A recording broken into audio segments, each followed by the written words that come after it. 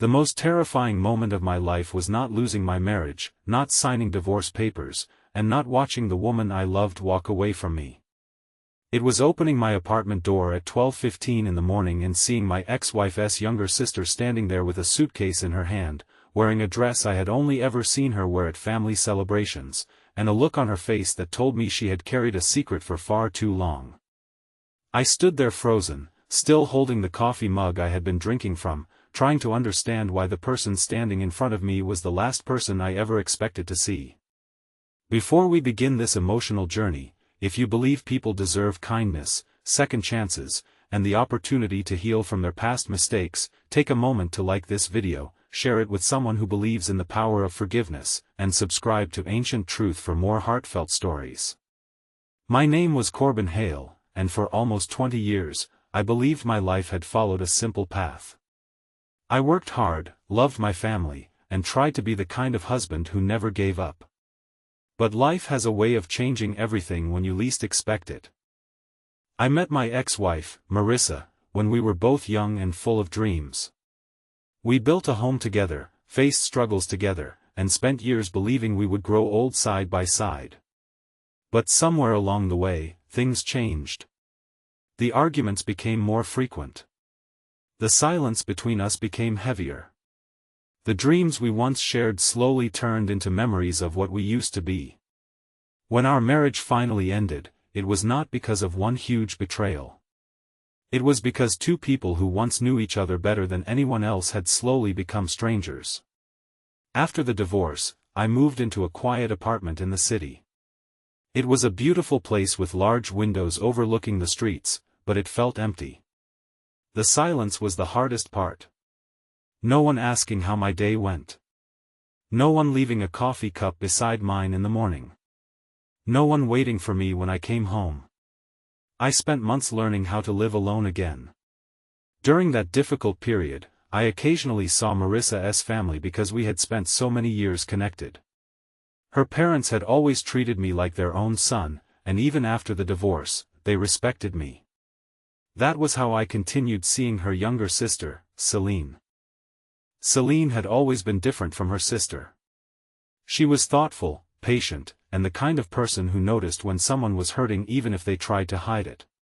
When Marissa and I were married, Selene was one of the few people who understood how much I struggled trying to save the relationship. She saw the effort I made, the sacrifices I accepted, and the pain I never talked about. But I never looked at her in any way other than family. She was my wife's sister.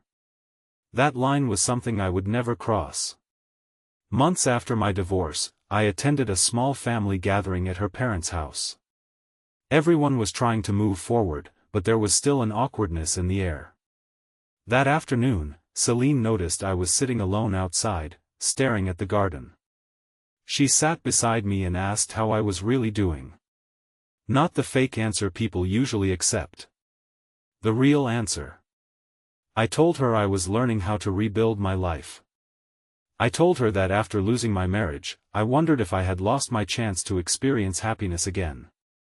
She smiled sadly and told me something I never forgot.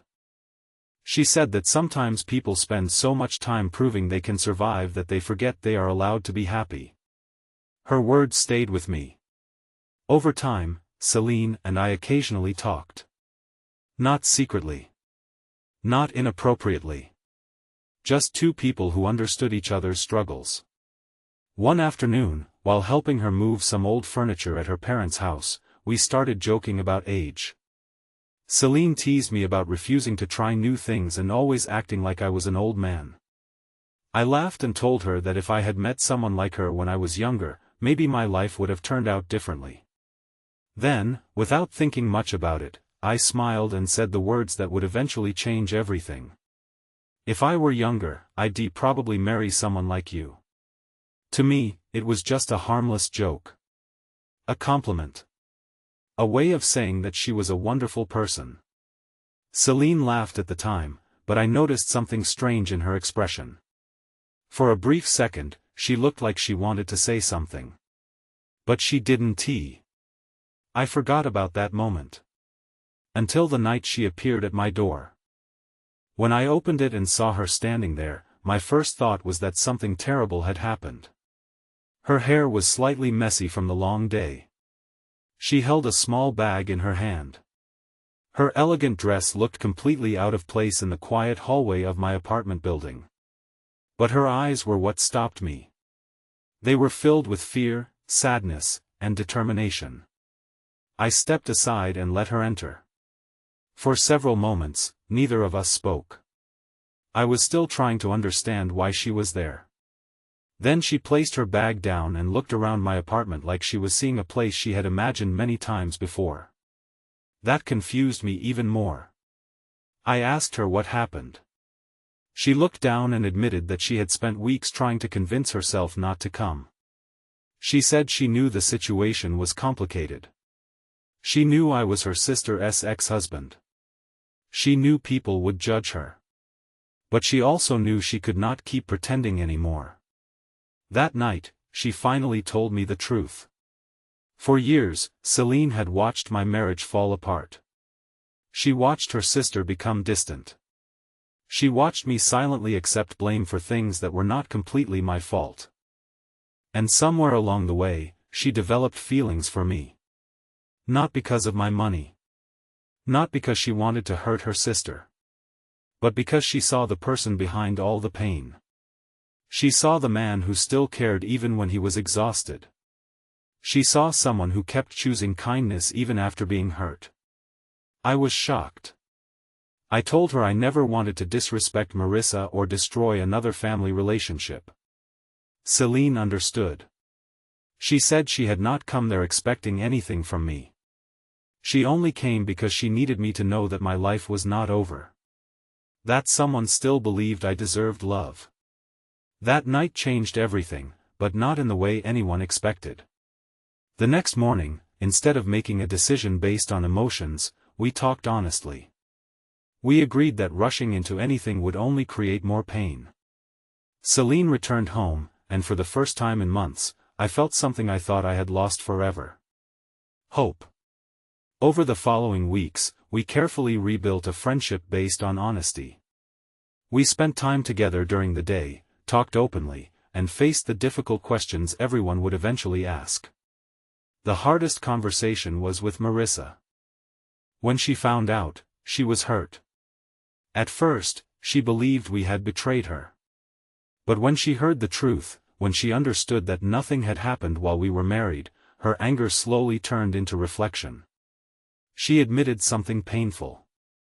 She had spent years believing she lost me because of mistakes I made. But she realized she had also stopped fighting for the person she once loved. She apologized for the pain she caused. And for the first time since our divorce, we were able to forgive each other. Months later, Selene and I stood together in the same garden where we had once talked about life after heartbreak. But this time, things were different. We were not two broken people searching for someone to save us. We were two people who had healed enough to choose each other freely. The joke I made that day about marrying her if I were younger turned out to be something I never expected. Because love does not always arrive when life is perfect. Sometimes it arrives after everything falls apart. Sometimes the person who helps you find yourself again is someone you never imagined would be part of your story. And sometimes, a simple sentence spoken as a joke reveals a truth that was waiting quietly for years. If this story touched your heart and reminded you that second chances, forgiveness, and unexpected blessings can change lives, please support this video by liking, sharing, and subscribing. Your engagement helps these stories reach people who may need a reminder that hope can return even after the hardest moments. Before the story ends, comment below, "Everyone deserves a second chance" if you believe people can find happiness again after heartbreak. Corbin once thought his best years were behind him. He thought losing his marriage meant losing his future. But standing at that doorway at midnight, he learned something unforgettable. Sometimes the door that opens when you least expect it can lead to the life you were always meant to live.